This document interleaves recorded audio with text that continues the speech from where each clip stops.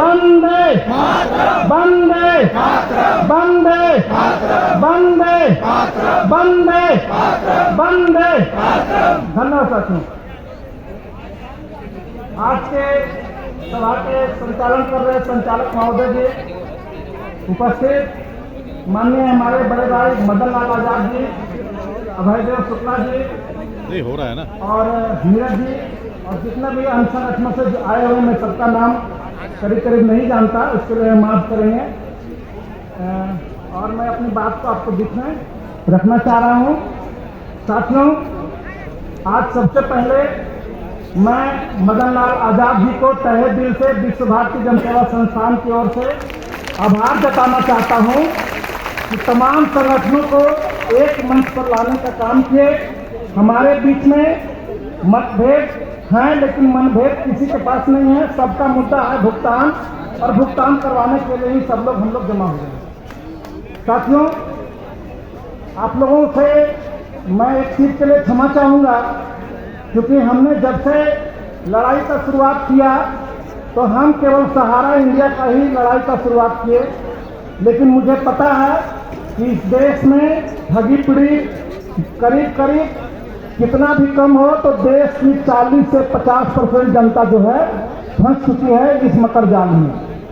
मैं सब पे काम नहीं किया, इसीलिए मैं सबकी बात पूरी तरह से नहीं बोल पाऊंगा, लेकिन मैंने सहारा के लिए जितना काम किया है उस पर अपनी बात को रखूंगा। इसीलिए मुझे किसी कंट्रीब्यूशन में नहीं डालेंगे, हमें क्षमा करेंगे। साथियों, जैसा कि आप सभी जानते हैं, भुगतान की इस लड़ाई में लगातार कई वर्षों से हम लोग काम कर रहे हैं।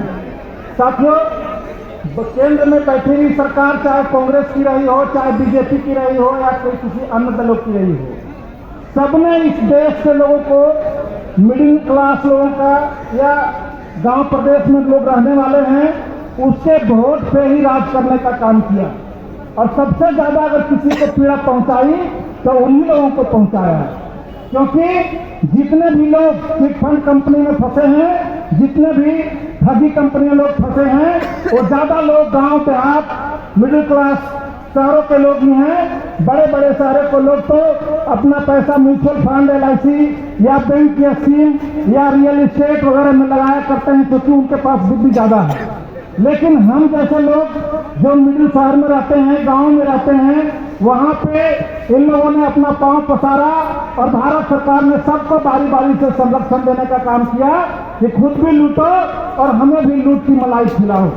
और यही होता है विगत कई सालों से होता है। आज कोई नई कहानी नहीं है। हम और आप छड़े गए, कभी ये भेष बदल के आते हैं एल्केमिस्ट के रूप में, तो कभी भेष बदल के आते हैं कल्पतरू के रूप में, तो कभी भेष बदल के आते हैं साई प्रसाद के रूप में, और कभी भेष बदल के आते हैं विश्वामित्र के रूप में, और कभी भेष बदल के आते हैं PSL के रूप में।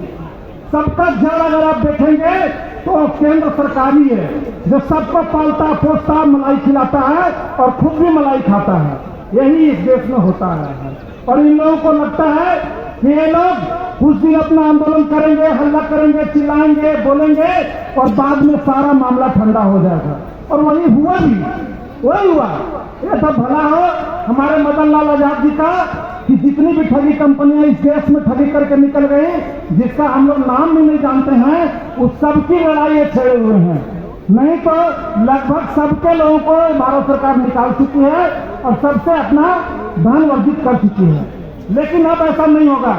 साथियों, बहुत पीड़ा हुई थी उस युग में भी जब महाभारत काल हुआ था। महाभारत के युग में भी कौरव और पांडव के बीच में युद्ध हुआ था। जीत किसकी हुई थी? पांडव की थी, कौरव की? आज भी वही होगा। सदियों से जो होता है वो आज भी यही होगा, क्योंकि हमारे जितने भी संगठन हैं आज तक अलग अलग मंच में दिख रहे थे, आज से सब एक मंच में आ गए। इसका मतलब ये पांडव हैं, पांडव। और पांडव जब गांधी थाम लिए हैं, पांडव जब अपना हथियार थाम लिए हैं, तो कृष्ण रूपी जो हमारे मदन लाल आजाद जी फॉर्म जो बना हुआ है, इसके वो साथी हैं। इसलिए हम लोग जरूर जीतेंगे इस लंग को, और इस कौरवों का नाश होगा।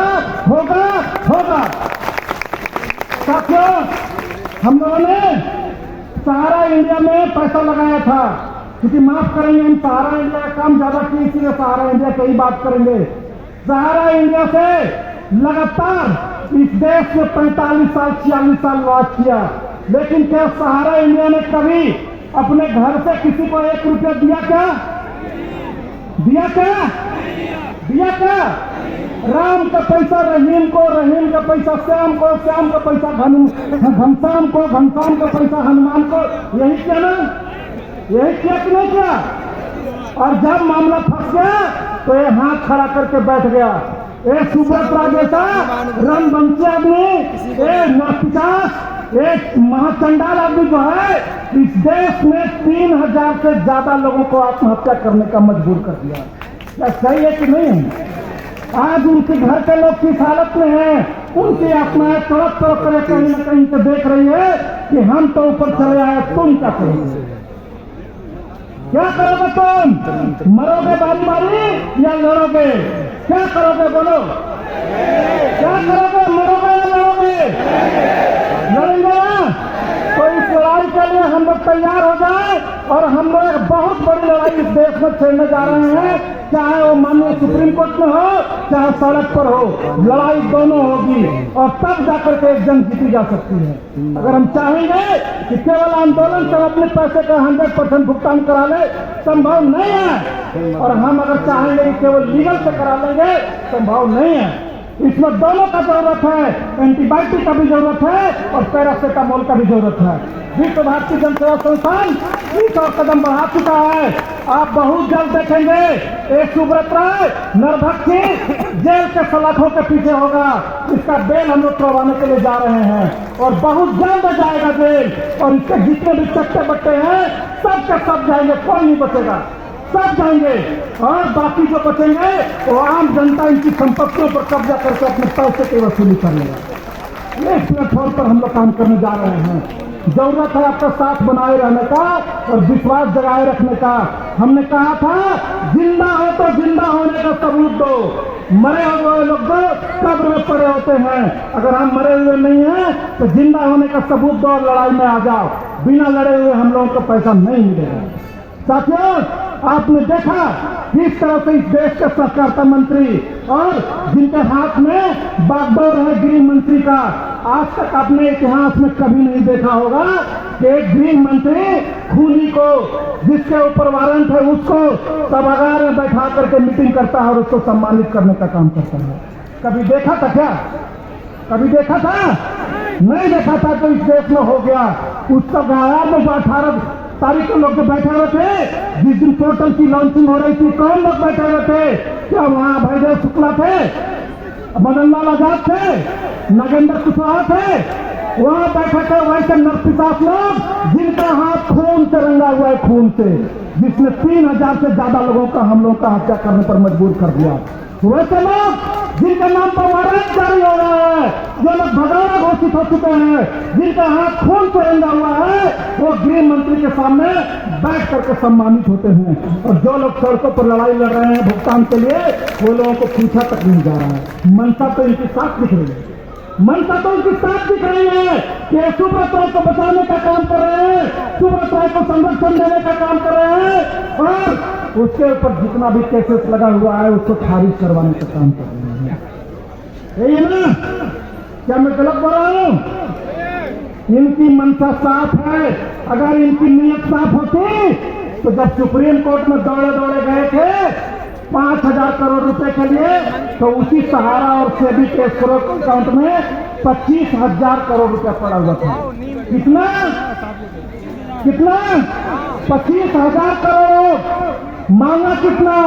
5,000। बचा कितना? 20,000 करोड़। चाहता तो भी पैसा रिलीज करा करके सियासी के फंड में अगर 25,000 करोड़ रुपया डाल दिया होता तो आज 10,000 की बातें नहीं कहते, आज सबके जेब में 1,00,000-2 लाख रुपया तत्काल चला आता। लेकिन इनकी नीयत ही नहीं देने की। दूसरा कि वहां पे भारत सरकार ने कोर्ट के माध्यम से जो प्रॉपर्टी इनकम टैक्स करवाई, वो कितना है पता है आप लोग को? सबको अगर रिफाइन कर दे तो करीब करीब 2 लाख करोड़ रुपए से ज्यादा का है। चाहे वो सहारा की एमडी वैली हो, बरसोवा का जमीन हो, मुंबई का जमीन हो, अन्य प्रदेशों का जमीन हो, सुब्रत का जिस किले में रहता हो, सब कुछ तो मेरा ही है, सब कुछ तो मेरा है। सरकार की मंशा अगर साफ होती, उसको असाइनमेंट करता, उसका वैल्यू लगाता और सीआरसी को 2 लाख 2.5 करोड़ रुपए दे दिया होता, सबका पाई पैसा मिल गया होता। लेकिन इसकी नियत रहे तब ना, इसकी नियत है कि आने वाले 2024